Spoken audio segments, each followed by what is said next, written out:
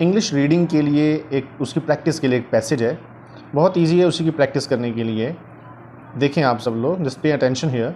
Ramu is in his village. Ramu इसका meaning है इन में हिज विलेज। आपको पहले हमने बताया हुआ है कि जब ये पोजेसिव्स होते हैं, यानी कि हिज, हर, है ना, माय वगैरह, ये सब चीज़ें ये किसी चीज़ के साथ मिलकर आते हैं तो उसका ट्रांसलेशन अपना से होता है ना। तो रामू है में अपने गांव, विलेज का मतलब गांव, हिज का मतलब अगर अकेला होता तो उसके, लेकिन अब मिलकर आया है हिज विलेज। हिज विलेज का ट्रांसलेशन होगा अपने गांव, ठीक है। और हिज क्यों आया है? हिज इसलिए आया है क्योंकि रामू जो है मेल है, रामू लड़का है, तो लड़के के लिए जो है हिज का यूज़ होता है अपना जब लिखना होता है। तो रामू अपने गांव, इसका ट्रांसलेशन एक साथ होगा, है ना, एक साथ होगा। हिज विलेज अपने गांव में है। That is his house. That का मतलब वो, is his house, his house उसका घर। यहाँ पे जो है उसका घर में नहीं होगा, वो उसका घर है, ठीक है, क्योंकि इससे पहले कोई रामू का नाम तो आया नहीं, इसलिए अपने वाली ट्रांसलेशन नहीं होगी। ओके, तो वो अपने घर है, यानी वो अपने घर में है। इट इज़ स्मॉल, ये छोटा है। स्मॉल का मतलब छोटा होना।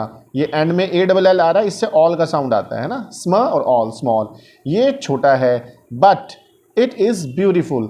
बट का मतलब पर भी होता है, लेकिन भी होता है। लेकिन ये सुंदर है, खूबसूरत है। ब्यूटीफुल इज़, इंग्लिश में जब हिंदी में ट्रांसलेशन हो रहा होता है इंग्लिश का, तो ये इज़, एम, आर, वॉज, वर, इनका ट्रांसलेशन एंड में आता है ना, है, था, हूँ, ये सब चीज़ें, इसलिए। लेकिन ये सुंदर है, खूबसूरत है। It is made of mud. ये मेड ऑफ मड, जब मेड के साथ ऑफ आता है ना, मेक ऑफ, मेड ऑफ, तब इसका मतलब होता है कि किसी, कोई चीज़ जब किसी चीज़ से बनी हुई होती है, जैसे प्लास्टिक की, made of plastic, made of would, made of mud. तो यहाँ पे मड का मतलब मिट्टी हो गया, मेड ऑफ मड यानी कि मिट्टी, मड का मतलब मिट्टी की बनी हुई। तो यहाँ पे घर की बात हो रही है, तो ये मिट्टी का बना हुआ है, यानी घर जो है मिट्टी का बना हुआ है ना।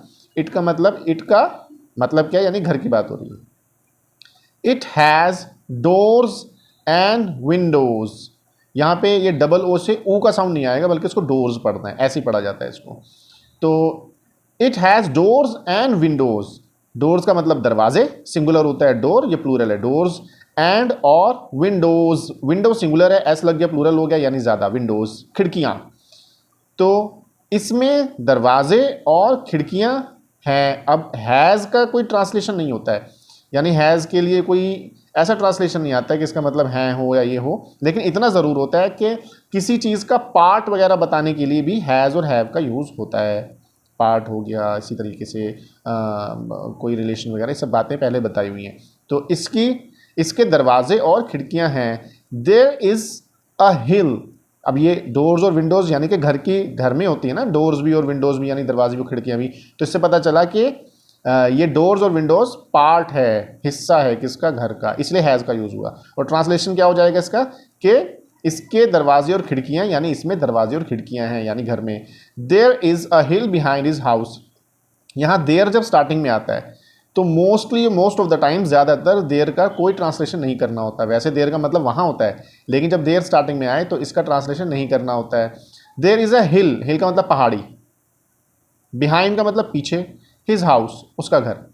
तो अब इसका ट्रांसलेशन यहाँ से देखें, उसके घर के पीछे, के का मीनिंग खुद आ जाएगा, क्योंकि बिहाइंड के बाद आती है चीज़। Behind his house, behind the door, behind the wall, दीवार के पीछे, दरवाजे के पीछे, बिहाइंड द विंडो, विंडो के पीछे, ऐसे बिहाइंड हिज हाउस, उसके घर के पीछे एक पहाड़ी है। देयर का कोई ट्रांसलेशन नहीं होगा। जो प्रैक्टिस के लिए है, इसको देखो और अटेंशन पे करो, और उसके बाद में इसको आप लोग भी पीछे प्रैक्टिस करके देखें, तो आपको काफ़ी कुछ समझ में आएगा।